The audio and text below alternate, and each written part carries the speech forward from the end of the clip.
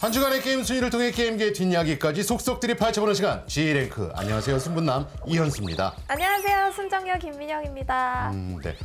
민영 씨, 네. 혹시 여자와 남자들 간에 게임을 하는 동기의 차이가 있다는 얘기 들어보셨어요? 동기의 차이? 네. 그런 것도 있나요? 네, 이게 있다고 그러더라고요. 남자들의 게임 동기 1위는 경쟁에서의 승리, 그리고 여자들의 게임 동기 1위는 게임 자체의 완주였다고 해요. 오, 맞아요.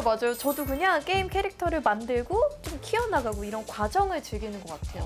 그렇군요. 확실히 이게 여성하고 남성이 다른 게, 저 같은 경우에는 어떠한 비열한 수단을 써서든지 상대보다 조금이라도 강한 캐릭터를 만들기 위해서 노력하는, 근데 상대보다 조금이라도 강해지기 위해서 노력하는 이런 과정을 되게 재밌게 생각을 하는 것 같은데, 이렇게 남녀가 게임을 하는 이유는 확실히 다르지만 게임을 사랑하는 마음만큼은 전부 같은 거 아니겠습니까? 그렇죠. 그렇다면 이번 주 유저들에게 가장 많은 사랑을 받은 게임은 무엇일지 G랭크를 통해 만나보시죠. 1월 셋째 주 온라인 게임 20위부터 11위까지의 순위입니다. 워크래프트 3와 디아블로 3 그리고 스타크래프트 2의 순위가 한 계단씩 상승했습니다. 온라인 게임 순위 12위는 아이온입니다. 아이온이 대규모 업데이트 불멸 얼음의 꽃을 선보였습니다. 이번 업데이트로 신규 인스턴스 던전인 나라크 칼리와 지식의 정수, 그리고 대규모 전장 느바람 협곡이 추가가 됐는데요. 하이데바 신규 스킬 추가 등 대대적인 시스템 개선도 이뤄졌습니다. 이렇게 대규모 업데이트도 중요하지만 최근에는 이 아이온을 무료로 즐길 수 있다는 이야기가 있던데요. 1월 11일부터 1월 25일까지 아주 한시적으로 무료로 즐길 수 있게 하는 이런 걸 진행하고 있는데, 왜 갑자기 뜬금없이 왜 무료로 하느냐, 뭐 이런 생각을 하시겠죠. 근데 이유는 간단하죠. 보다 많은 유저들을 복귀시키고, 또 신규 유저들도 이제 2주 동안의 기간이지만 이때 들어와서 경험을 해보고 이때 폭 빠져들면 그다음부터 결제를 해서 게임을 진행하게 되는 그런 분위기가 되겠죠.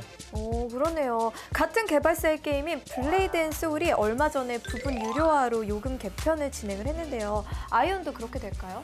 이게 좀 민감한 부분이라서 제가 함부로 예측할 수 없는 부분이긴 하지만, 아이온 같은 경우에는 북미에서는 부분 유료화 게임이에요. 기본적으로 무료 게임으로 진행을 할 수 있기 때문에 이러한 분위기가 국내에도 전달이 안 되리라는 법도 없고, 또 완전 다른 게임인 블레이드 앤 소울이 국내에서 얼마 전에 무료화 선언을 하고 부분 유료화 과금을 통해서 서비스를 진행하고 있는데, 장기적으로는 아마도 국내 아이온 서비스도 기본 무료, 추가적으로 과금을 이제 게임 요소에서 하게 되는 그런 형태로 바뀔 수는 있는데, 어떤 안정적인 매출 기반을 위해서는 아직은 부분 유료화로 풀기에는 조금 무리가 있지 않나라는 생각을 하게 됩니다. 계속해서 1월 셋째 주 온라인 게임 10위부터 2위까지의 순위입니다. 대부분의 게임들이 큰 순위 변동 없이 잠잠한 모습이었는데요. 스타크래프트와 리니지의 순위가 서로 뒤바뀌었습니다. 온라인 게임 순위 2위는 리그 오브 레전드입니다. 2017년 리그 오브 레전드 스프링 시즌부터 챔피언 금지 카드가 10장으로 늘어납니다. 이 정책은 지역과 상관없이 프로와 세미 프로들이 참가하는 모든 경기에 적용됩니다. 기존 방식은 6개의 챔피언만 금지를 했었는데 갑자기 10개의 챔피언이 금지된 이유는 뭐예요? 아무래도 e스포츠에서 중계가 되는 화면에 늘 나오는 챔프들만 계속 나오게 되는 상황이 반복되다 보니까 다양한 화면 구성을 위해서 이런 방법을 좀 채택을 한 게 아닌가라는 생각을 합니다. 그런데 부정적인 시선으로 보는 코치나 감독님들도 있잖아요. 그렇죠. 아무래도 선수들 부담이라던가 어떤 팀에서 작전을 구사하는 데 있어서 늘 훈련해오는 방식을 이때 적용을 하고, 그때 생기는 어떤 변수, 돌발 변수들을 해결하는 방식으로 팀을 운영을 했었는데, 이때는 매번 매판이 돌발 변수로 운영이 되기 때문에 선수들한테는 큰 부담이 될 수밖에 없어요. 근데 저는 또 다른 각도에서 생각을 해보면은, 어떤 챔프들은 강하다라고 얘기가 되면 이 10개 안에 늘 들어가서 그냥 고정적으로 장기 수감되어 있는 챔프들이 나올 수밖에 없거든요. 그렇기 때문에 이게 정말 유저들이 원하는 화면을 보고 싶어서 이런 방식을 채택을 하는 건지, 이런 부분에 있어서 상당히 의문이 듭니다. 이런 부정적인 시선들이 있네요. 그렇다면 개발사는 어떤 노력을 더 기울여야 될까요? 자, 이 10개를 채택한 것도 개발사지만 장기 수감되어 있는 챔프들을 만들지 않기 위해서 이 밸런스 작업에 있어서 전반적으로 모든 챔프를 아주 대패로 깎은 듯이 제대로 빼지 않으면은 이게 정말 누구에게나 불만이 생길 수밖에 없는 시스템이 될 수도 있는 거죠. 이런 새로운 변화도 좋지만 또 생각하는 대로 되기 위해서는 개발사의 끝없는 고민이 필요할 것 같습니다. 그렇다면 과연 1월 셋째 주 온라인 게임 순위 1위는 오버워치입니다. 이렇게 이번 주 온라인 게임 순위를 살펴봤는데요. 이번 주에는 유저를 위한 신규 업데이트뿐만 아니라 e스포츠에 대한 개발사의 노력도 엿볼 수 있었습니다. 네, 이렇게 온라인 순위도 모두 살펴봤으니까 이제 민영 씨가 준비한 따끈따끈한 이야기도 만나볼 시간이죠. 과연 오늘은 어떤 순위가 기다리고 있을지 민영 씨 공개해 주시죠.